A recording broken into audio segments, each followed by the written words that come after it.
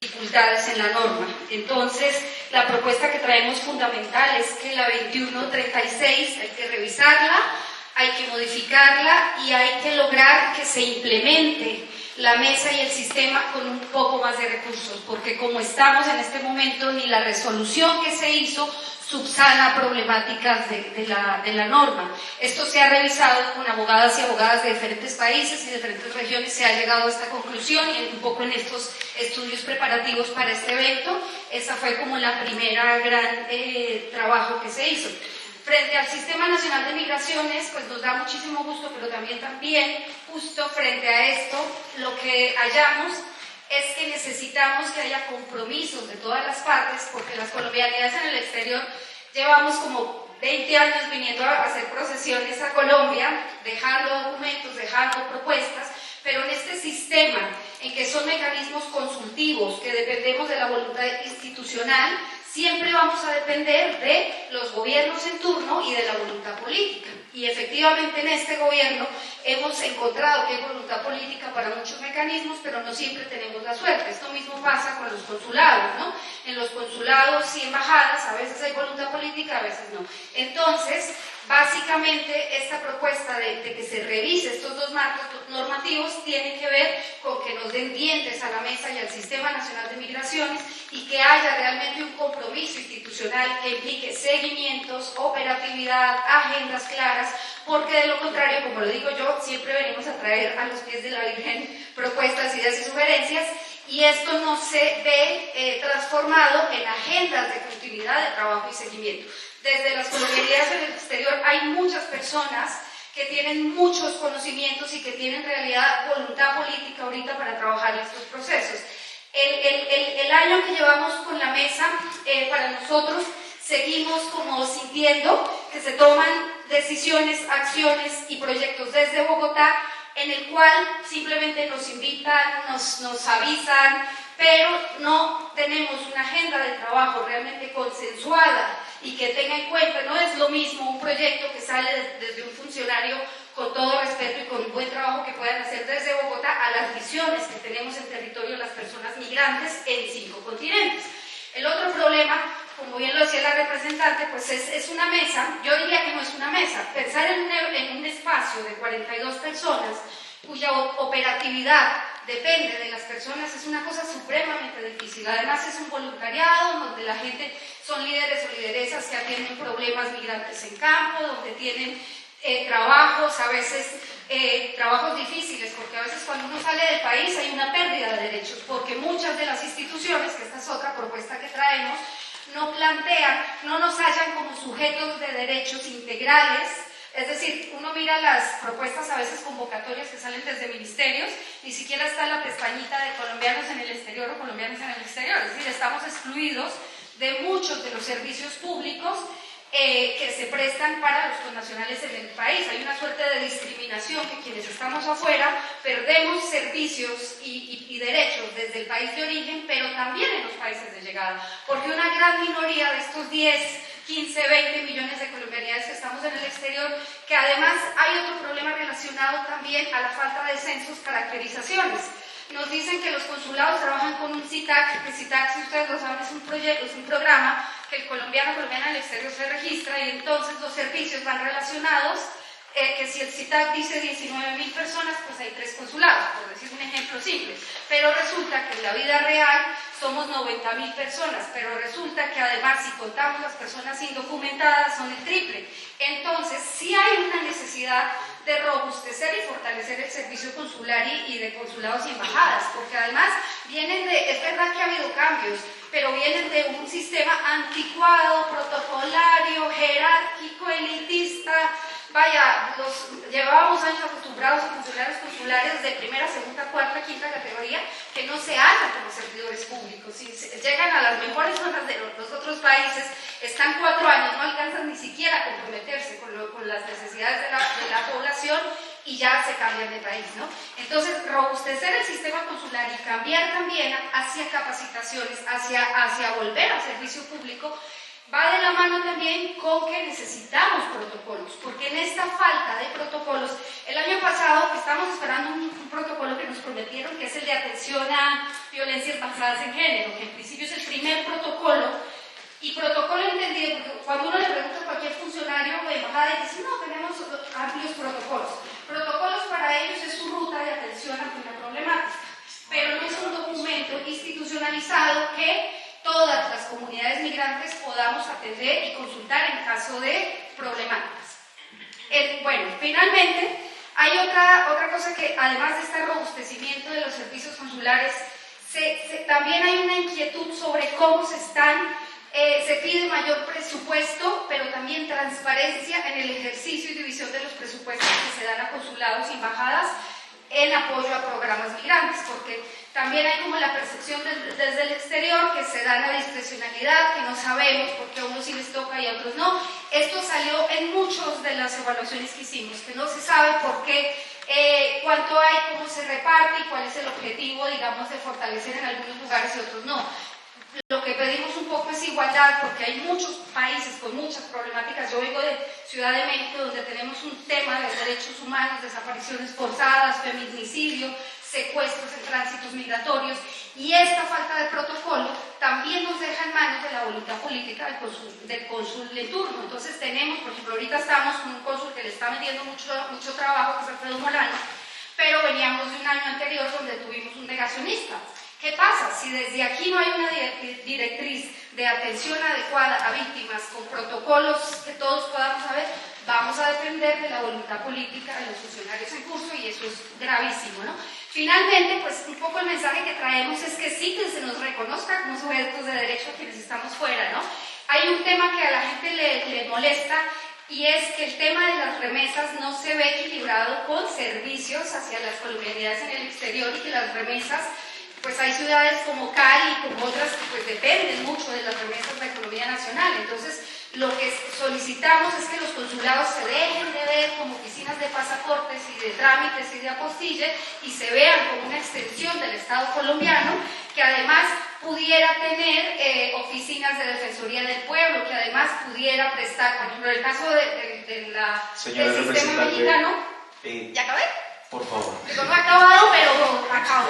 Que hay muchos buenos ejemplos de cómo se puede robustecer una cancillería para que dé servicios, ¿no? Que haya capacitación en el exterior, que podamos, por ejemplo, un tema de pensiones es súper importante. Nosotros nos cuesta pensionarnos a veces en los países que estamos y en Colombia también. Entonces, bueno, lo dejo por ahí, y mil gracias a todos y a todas. De todas formas, estamos muy contentas y contentos de expresar esto, y esperamos que con los miembros del sistema podamos tener un seguimiento a lo que hoy empieza. Mil gracias. Estas estratégicas construidas desde un enfoque técnico y de derechos humanos, con el fin de garantizar la integración, regularización y protección efectiva de la población migrante en Colombia. Por temas de tiempo vamos a centrarnos en la exposición de los pasos operativos y concretos sugeridos a partir de los desafíos identificados. Dentro de este análisis, una de las prioridades más relevantes, y lo hemos conversado acá, es la regularización migratoria y el acceso a los derechos. Como propuesta tenemos la implementación de brigadas jóvenes integrales de atención jurídica y psicosocial en los territorios con alta concentración de población migrante, fortaleciendo la articulación con organizaciones de la sociedad civil y organismos de cooperación internacional con el fin de ampliar la cobertura, optimizar recursos y garantizar una atención oportuna, digna y especializada. La siguiente propuesta es el impulso de una estrategia conjunta de reactivación, fortalecimiento y ampliación del alcance del permiso de protección temporal, que es el PPT, entre el Gobierno Nacional y los entes territoriales, a fin de garantizar un reconocimiento como un documento válido en todo el territorio colombiano, y para el acceso de salud, educación, empleo, vivienda y servicios financieros, así como el fortalecimiento de los puntos locales en orientación y acompañamiento. Como tercera propuesta, el diseño e implementación, que es muy necesario en la Ruta Nacional de Regularización Permanente, que no dependa exclusivamente de medidas excepcionales, sino de una ruta que debe incluir un mecanismo de transición para personas en situación migratoria irregular, priorizado en cuanto al acceso de oportunidades en empleo formal, facilidades para quienes trabajan como independientes o por cuenta propia, reconocimiento de cualificaciones y certificaciones en experiencias laborales, la flexibilización en cuanto a los documentos. Se sugiere la implementación de mecanismos alternativos a la apostilla para poblaciones provenientes de países con ruptura institucional o dificultades consulares. En este sentido, se propone, por ejemplo, el uso de declaración juramentadas o documentos análogos, que siempre y cuando sean emitidas por instituciones reconocidas. Esto es en cuanto al tema de regularización en la población. La siguiente temática sería lo que siempre nos enfrentamos, que son las barreras económicas y acceso a los trámites. Traemos una propuesta que sería la disposición de tarifas diferenciales o subsidios en diversos trámites, como son los visados, los procesos de regularización, las convalidaciones de documentos notariales. Se plantea la posibilidad de crear un fondo o tarifas sociales para migrantes regulares en situación de vulnerabilidad, reduciendo el modo del costo de los trámites ante las diferentes entidades. El siguiente problema que nos encontramos es el empleo, la protección laboral e inclusión económica. Como propuesta tendríamos aplicar el enfoque del artículo 37 de la reforma laboral, que contempla medidas de protección laboral y de garantía de igualdad, de trato sin discriminación por nacionalidad, incluyendo prohibición de prácticas discriminatorias en contratación, garantía del principio de igual trabajo, igual salario, acceso a inspección laboral y mecanismos de denuncias accesibles, responsabilidad empresarial frente al empleo de personas migrantes. Pudiésemos diseñar e implementar una ruta nacional de regularización permanente que no depende exclusivamente de medidas excepcionales. Esta ruta debe incluir un mecanismo de transición para personas en situaciones migratorias irregular, priorizando su acceso a oportunidades de empleo formal, facilidades para quienes trabajan como independientes o por cuenta propia y reconocimiento de sus certificaciones. El siguiente punto sería la información de data y planeación pública. Pudiésemos, como propuesta, traer la incorporación de la información demográfica de la planeación territorial. Se debe exigir que los planes de desarrollo, planes de acción y presupuestos territoriales incorporen metas e indicadores específicos relacionados con la población migrante. La creación de un sistema interoperable con alto nivel de desagregación y constantemente actualizada de información migratoria. Se debe desarrollar una plataforma que articule las bases de datos migratorias en Colombia, como el DANE, y ministerios y entidades territoriales que proporcione, respetando los principios de protección de datos personales sobre esta población.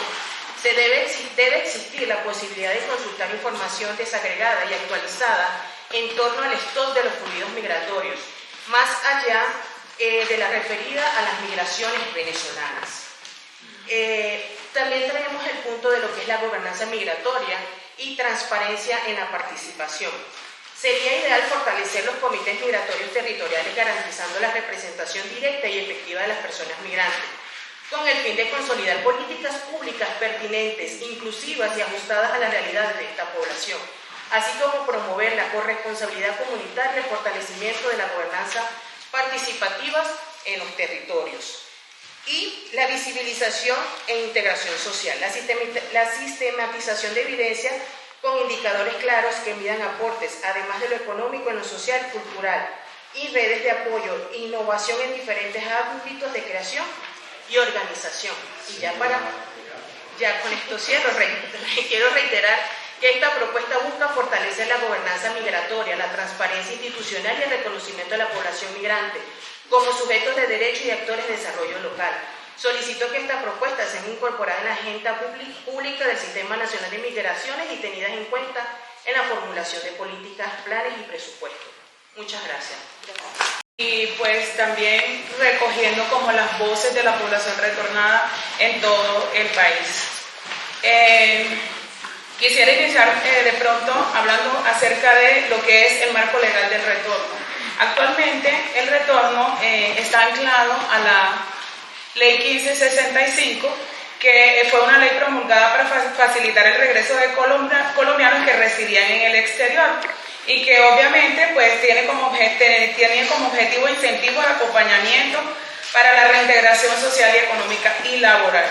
Y tiene unos ejes principales como un acompañamiento a los diferentes tipos de retorno, que en este caso son 5, voluntario, laboral, humanitario, solidario y productivo.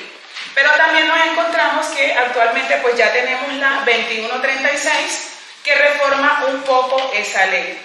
Por efectos de tiempo yo no voy a precisar ni ahondar tanto en las problemáticas, pero esta propuesta va a quedar a disposición de la Secretaría Técnica de la reunión del Sistema Nacional de Migraciones para su revisión. Solo voy a citar algunas como ejemplo.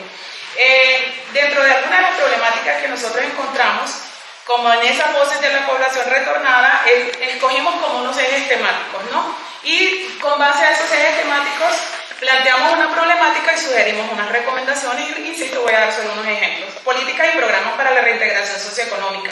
Entonces, obviamente hablamos de que hay aspectos que dificultan unas políticas y programas de reintegración socioeconómica eficaces, como son la desarticulación entre las entidades nacionales, como Cancillería, Ministerio de Trabajo, Ministerio de Educación, Prosperidad Social y Ministerio de Vivienda. Y nuestra recomendación es crear o fortalecer oficinas municipales de atención a migrantes y retornados con presupuestos propios. Otro eje temático es el requisito por medio del cual los colombianos que viven en el extranjero podrán acogerse como retornados. El principal requisito es el registro único de retorno. Entonces, ese registro único de retorno es eso que nos da a nosotros como población retorno el acceso como a esas rutas de atención de acuerdo al tipo de retorno al que nos acogemos cuando hacemos ese registro. Desafortunadamente, la población retornada a nuestro país actualmente es bastante invisibilizada. Y no sé si fue la única que de hecho me di cuenta, pero en el informe de Migración Colombia no aparece un censo de población retornada en Colombia. Entonces eso pues enciende una alarma.